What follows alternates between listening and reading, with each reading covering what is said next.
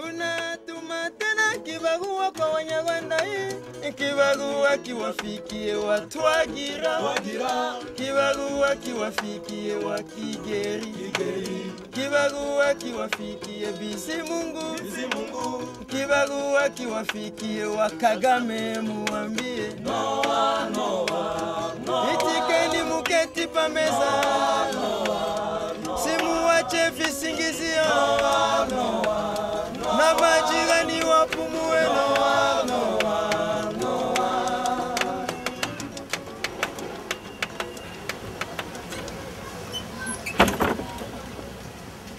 Dans la matinée du 31 juillet, Pascal a reçu des visiteurs indésirables qui sont venus lui dire « Cette fois-ci, tu nous as beaucoup échappé, c'est fini pour toi. »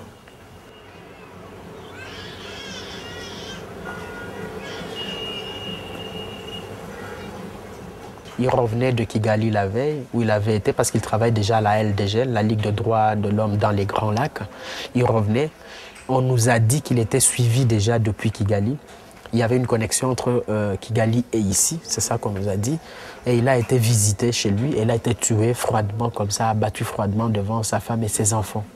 Ici vivaient les filles, les jeunes filles. Dans toutes les chambres, nous avons vu les soldats. Entre eux, ils ont pris mon père, ils ont amené dans les salons pour les attirer.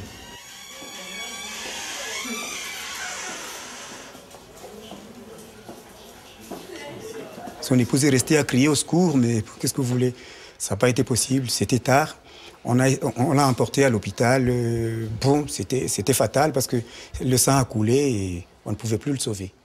Pascal Kabungulu Kibembi a été assassiné en juillet 2005. C'était un défenseur des droits humains reconnu et respecté. Il dirigeait Héritiers de la Justice, une association très active dans la province du Sud Kivu, à l'est du pays. Kwa kifo ya Pascal Kabungulu, Pascal alikufa sababu ya kutetea watu. Hakuwa na magofri ya mtu fulani, lakini sababu alikuwa anatetea watu, droit de l'homme, na ndio sababu alimuua Kabungulu. Pascal, c'est le genre de personne qui n'a jamais eu peur de dire la vérité, à qui mérite qu'on lui dise la vérité, en regardant cette personne dans les yeux. Ça, c'est Pascal. Eh bien, la plume de Pascal, elle a toujours été acerbe, n'est-ce pas? Le discours de Pascal, il a toujours été tranchant, mais c'est-à-dire sans extrémisme. L'artisan de paix que nous voulons former et l'artisan de paix que nous sommes, parce que nous devons nous considérer dès maintenant comme des artisans de paix, c'est le sel de la vie. C'est ce que j'ai pu retenir. Et je reste convaincu donc qu'une paix véritable et durable se fonde sur vous, les hommes, pas sur les arbres. C'est l'activiste des droits humains dans cette province qui faisait son travail de manière objective. Et cela ne pouvait pas plaire à tout le monde, surtout aux violateurs des droits humains. Je me suis sentie plus particulièrement touchée parce que je me rappelle qu'il m'a aussi appuyée plusieurs fois quand moi-même, en tant qu'activiste, j'étais aussi traquée d'une manière ou d'une autre. Leurs défauts, exploitez également leurs qualités et rassurez-vous, nous aurons un avenir radieux. Nous savons que Pascal est mort, ce n'est pas un mort au hasard. Ça doit être conséquemment au travail qu'il fait, le travail des défenseurs des droits de l'homme. Pour avoir dénoncé l'enterrement des femmes vivantes à Mwenga, l'héritier de la justice a dénoncé les comportements de certains officiers militaires à Kamituga, qui avaient entre autres érigé un principe de détournement des biens publics, hein, en faisant un système 1 divisé par 2. Et un jour, Pascal était invité dans la salle de l'auditeur, et où c'est un officier de la place à l'époque, Thierry Lunga lui dira, est-ce que tu saurais supporter mon poids? Devant l'auditeur, dans les bureaux de l'auditeur, il lui a proféré les menaces de mort.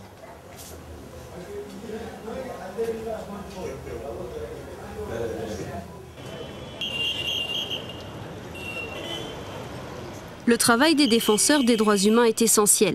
Pendant les années de transition, ils recensaient les injustices et recueillaient les preuves avant qu'elles ne disparaissent. Aujourd'hui, en attendant qu'une justice efficace et indépendante se mette en place, ils sont tout aussi indispensables. Moi, je me dis toujours qu'au Congo, c'est comme si le quorum de mort n'était pas encore atteint.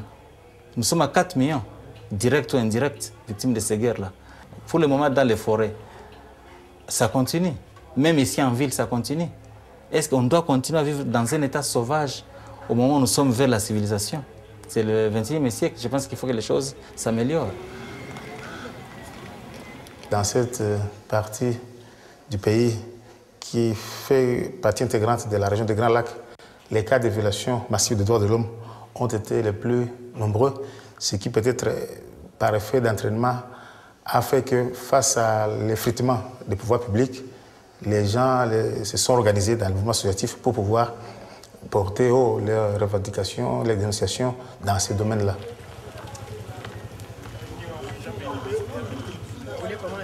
Autre chose, les injustices, les viols, les violences diverses, les pillages, les assassinats, les cas de pauvres enfants accusés de sorcellerie, même des adultes aussi, etc., etc. Qu'est-ce qu'on n'a pas vu? Qu'est-ce qu'on n'a pas vu? Le Congo est un pays à problème, où tout doit être résolu. Ils ne savent pas par où commencer. Il y a les infrastructures, il y a les communications, il y a la bonne gouvernance, il y a la justice, il y a la pauvreté, il y a la misère, enfin, tout doit être reconstruit et tout doit être refait. Il y a un cas d'un monsieur qui est mort en prison pour y avoir été envoyé et il est mort sans avoir comparu. Vous voyez l'état de la justice ici, à Bukavu. Il est mort sans avoir comparu. Un autre est entré là-bas, on a fait un mandat de dépôt, mais il a été torturé dans la prison et il est mort. Et jusqu'à maintenant, nous avons demandé à ce qu'on ouvre une enquête pour savoir pourquoi cet homme est mort, parce qu'il n'avait pas encore donné ses moyens de défense, mais ça va venir quand?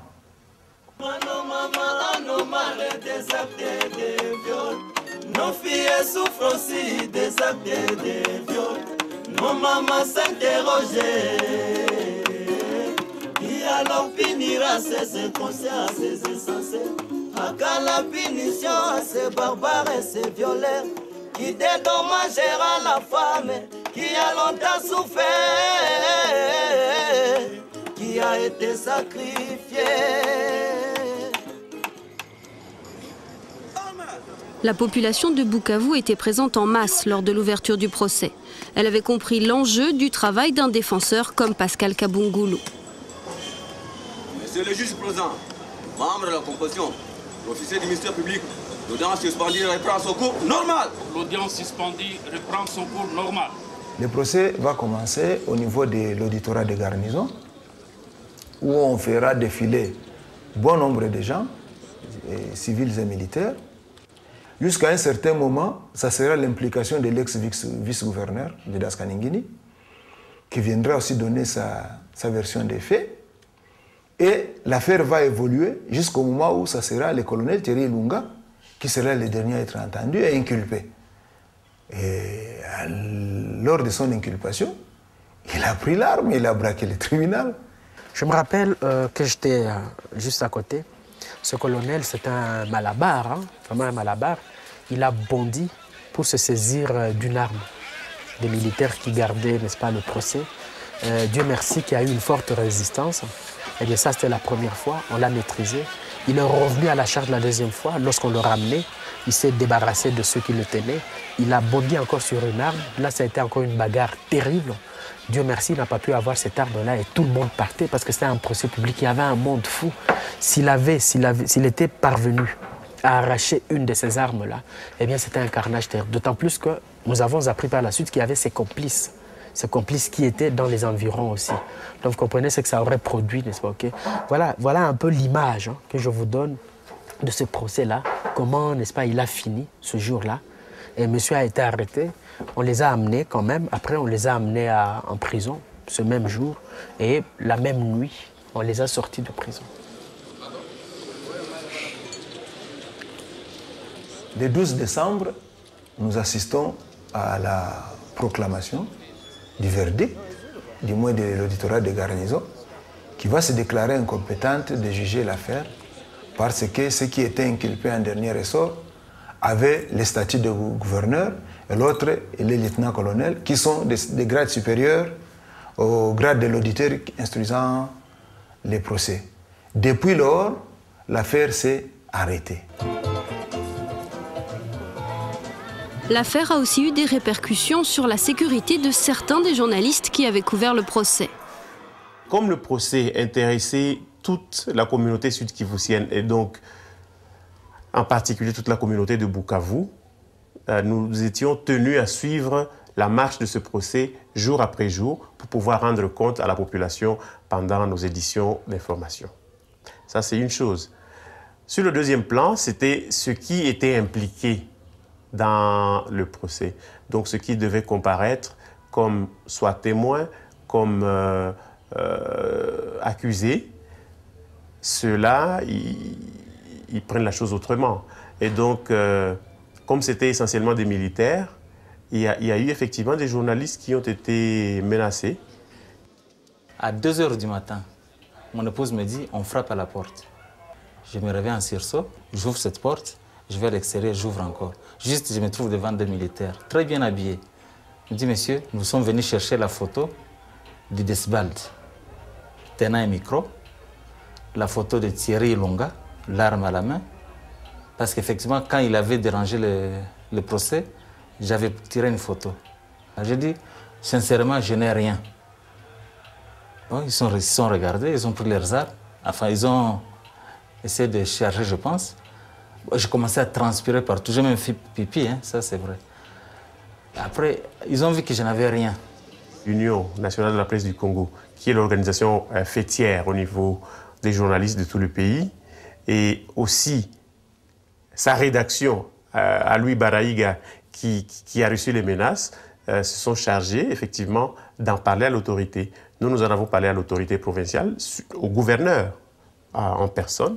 Les journalistes sont la bienvenue chez moi et j'ai pris certaines mesures d'ordre sécuritaire en ce qui les concerne. Je peux vous assurer que, et je touche le bois, j'espère qu'il n'y a rien qui leur arrivera. Quand vous dénoncez des cas comme ça, bon, pour eux ça suffit, hein, ils sont au courant et ils déploient généralement aucune mesure, n'est-ce pas, pour venir en aide aux acteurs en détresse ou en difficulté comme ça. Jamais. Je n'ai jamais vu ça. Tant que la communauté internationale est présente, via la mission des Nations Unies au Congo, les enquêteurs et les journalistes qui travaillent sous couvert de la MONUC bénéficient d'une relative protection.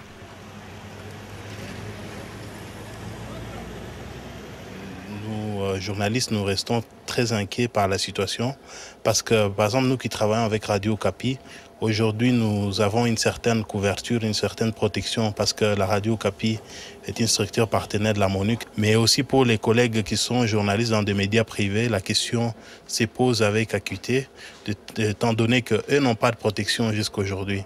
Et très souvent, ils sont arrêtés, comme dernièrement, un journal de Radio Réma a été arrêté parce qu'il a tout simplement dénoncé des malversations qui s'est passées au sein de la police nationale du Congo à Bukavu.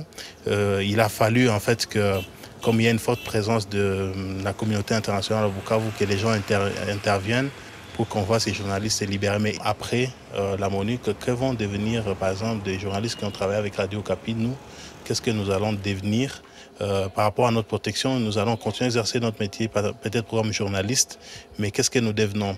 Et aussi, est-ce qu'il n'y aura pas de règlement des comptes? Parce que nous avons souvent des politiciens qui nous disent « Attendez après la MONUC, vous verrez ce qui va vous arriver ».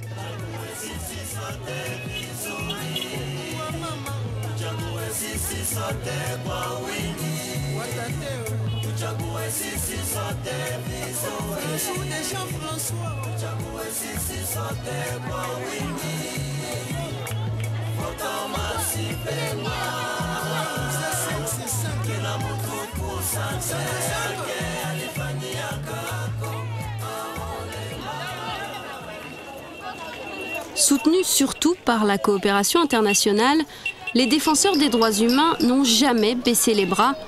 Ils sont restés actifs, même aux heures les plus noires de la guerre. Les mouvements associatifs ou bien les associations des droits de l'homme nous aident dans la logistique et la mobilité pour la visite des cachots et des détentions. Du fait qu'ils disposent relativement de beaucoup plus de moyens que nous autres des services publics, ils se déploient beaucoup plus facilement sur le terrain et nous rapportent beaucoup d'informations. La plupart publient des feuillets dont ils nous réservent toujours un exemplaire et où ils reproduisent, ils font état des situations qu'ils ont trouvées sur le terrain, des rapports et même déjà des propositions et des critiques. Et je considère que sur ce terrain-là, la collaboration est suffisamment bonne.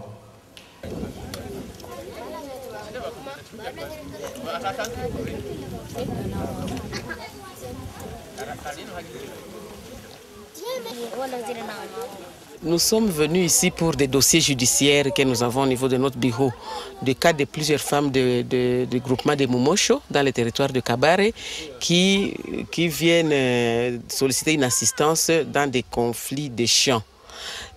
Soit des femmes qui sont exclues de l'héritage par leur propre fils ou par leurs membres de famille, ou des fois ils ont des champs, on les exproprie. Nous sommes venus échanger avec les autorités d'ici, le tribunal secondaire de Mumosho, mais aussi avec le chef de poste, pour essayer d'échanger et voir comment nous allons décanter cette question, ce problème d'exécution de ces jugements-là. Il y a 2 jours qu'on est venu m'alerter ici, comme quoi il y a une maman qu'on cherchait à lapider dans un village ici, un village voisin. Bon, moi-même, j'ai pris l'initiative de me rendre sur les lieux. Arrivé là-bas, j'ai trouvé tout un monde. Les gens qui détenaient des machettes, des bâtons, des pierres, avec l'intention de voir comment mettre fin à la vie d'une maman. Quand je suis arrivé là-bas, j'ai maîtrisé la situation. Par après, j'ai dirigé la maman jusqu'ici. Je sais que la police n'a pas de moyens, mais vous devriez être en train de l'assister. Ou alors, si vous ne l'assistez pas, que ce soit le chef de poste qui l'assiste. Mais l'administration doit l'assister. Elle est ici depuis 2 jours. Bon, je ne sais plus quoi faire d'elle. C'est pourquoi je voulais demander votre assistance en tant qu'une organisation de la défense des droits, surtout de la femme, pour chercher à trouver une solution à ces problèmes. Le commandant a tout fait pour que la femme trouve où aller dormir chez ses membres de famille dans le village voisin. Là aussi, elle a dormi une fois, après on l'a chassée le lendemain, parce que toujours là aussi on a peur de la sorcière. Le mari ne peut pas venir la voir, parce que le mari a peur d'avoir tout le monde sur son dos, en venant visiter la sorcière.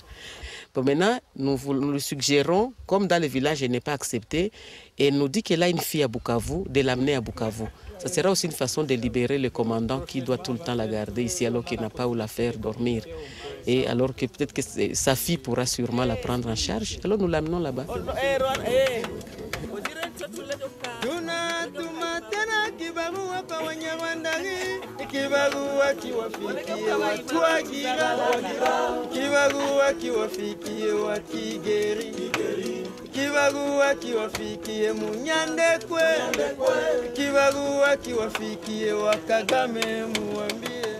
Le 10 décembre 2005, Venancy a reçu le prix des défenseurs des droits humains, créé en mémoire de Pascal Kabungulu. Elle connaissait l'activiste assassiné. C'était un compagnon de lutte, on a été avec lui tout le temps. Et avant même qu'il ne meure, parce qu'on pensait, il était passé ici, dans ce bureau, où il me disait, Venancy, nous devons commémorer la journée de la prise de Bukavu par Nkunda Mutebutsi. Moi, j'ai les moyens, toi, tu as l'organisation et les idées.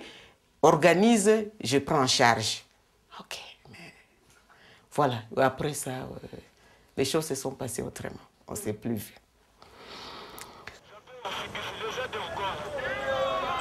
Après les élections, les nouvelles institutions congolaises devront compter sur l'aide des défenseurs des droits humains pour faire toute la lumière sur les exactions commises au cours des 10 dernières années.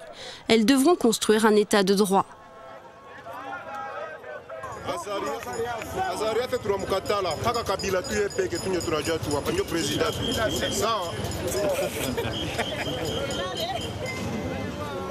Je sais que la population attend les élections. Et ça prête pour les élections. Parce que pour la population, c'est l'occasion de sanctionner les dirigeants qui étaient là depuis longtemps. Tous ces gens-là qui ont tué, ils sont là. Ils sont en train de solliciter aussi les suffrages des urnes. Et moi, je me dis, bon, leur place n'est pas au pouvoir, c'est en prison plutôt. Sinon, c'est trop facile. S'il n'y a pas de sanctions, s'il n'y a pas de pénalités, tous les autres qui ont raté vont reprendre les armes et récupérer le pouvoir. Parce que finalement, c'est l'impunité. Et le plus grand mal de notre société, c'est la mauvaise gouvernance et l'impunité. Il y a beaucoup de choses à corriger par rapport à la transition. Il y a beaucoup de choses à corriger par rapport à la période avant la transition, c'est-à-dire depuis l'indépendance de notre pays. Il y a beaucoup de choses à faire. Il y a trop de travail. Et pour tous ceux qui briguent un siège au Parlement, je pense qu'ils devraient comprendre qu'on ne va pas pour trouver de l'argent là-bas. On va franchement pour un travail de pionnier. Pour baliser justement la voie pour les 5 années prochaines, n'est-ce pas? Okay. Voilà. J'ai beaucoup d'admiration pour toutes les personnes, les hommes et les femmes congolais qui se sont engagés dans des conditions extrêmement difficiles pour la défense des droits humains. Mais maintenant, il doit y avoir vraiment un démarrage parce que la démocratie ou le processus que nous vivons actuellement ne touche pas à son aboutissement de par les élections. En fait, c'est un véritable démarrage de la culture et des pratiques démocratiques. Il faut qu'on arrive à dissocier ce qui est réellement dû à la guerre et ce qui est dû aux violations des droits de l'homme. Alors, lorsque l'état de droit sera installé chez nous, nous osons croire, parce qu'il y a parmi les institutions citoyennes, il y a la commission Vérité et Réconciliation. Nous osons croire qu'on pourra dénoncer tout ce qui a été caché. Et à ce moment-là, nous, en tant que médias, nous allons aider à dénoncer, nous allons aider à amener le pouvoir, à ce moment-là, le pouvoir judiciaire, à punir les coupables et à blanchir ceux qui seraient considérés comme innocents à cette époque-là. Les autorités auront-elles la volonté politique d'assurer la protection des défenseurs et des journalistes? Résoudre définitivement l'affaire Kabungulu serait un signal politique fort. Kabungulu, ce n'est pas le seul cas dont nous devons nous occuper, dont les autorités congolaises sont obligées de s'occuper. La justice congolaise, j'entends. Mais cela étant dit, soyez assurés de l'engagement de mon pays, de cette ambassade, de moi personnellement, de mes collaborateurs, pour en savoir plus, le plus vite, en savoir déjà quelque chose. Pourquoi ça n'avance pas? J'étais à Bukavu il y a pas longtemps et c'est la question que j'ai posée à plusieurs personnes et je n'ai pas obtenu des réponses satisfaisantes. Je reconnais qu'il y a eu légion de violations des droits de l'homme ici chez nous. Et je reconnais que les violeurs de ces droits de l'homme sont restés impunis pour la plupart jusqu'à ce jour. Mais je peux vous dire qu'avec ma prise de fonction en tant que gouverneur de province, la demande que la population a faite au chef de l'État et moi-même insistant, le chef de l'État m'a donné feu vert pour que les procès reprennent et pour que finissent enfin les temps de l'impunité. Obtenir vérité, justice et réparation pour les souffrances de millions de citoyens congolais, c'est le combat des défenseurs des droits humains. C'est aussi l'espoir de la famille de Pascal Kabungulu. Kabungulu alikuwa baba yetu, alikuwa mtoto wetu, alikuwa rafiki yetu. Na kama alikufa juu ya kweli. Que la justice fait quelque chose sur la famille et sur la mort de Kabungulu. Parce que l'impunité, c'est comme une arme ici au Congo, l'impunité. Et si au moins on pourrait punir tous ces gens-là, les malfaiteurs, peut-être ils peuvent laisser de faire ces choses-là. Ah ouais, kibarua di kitawafikia, kilishaka wafikia na wakasikia. Tuna Noah, Noah, Noah. Ça va.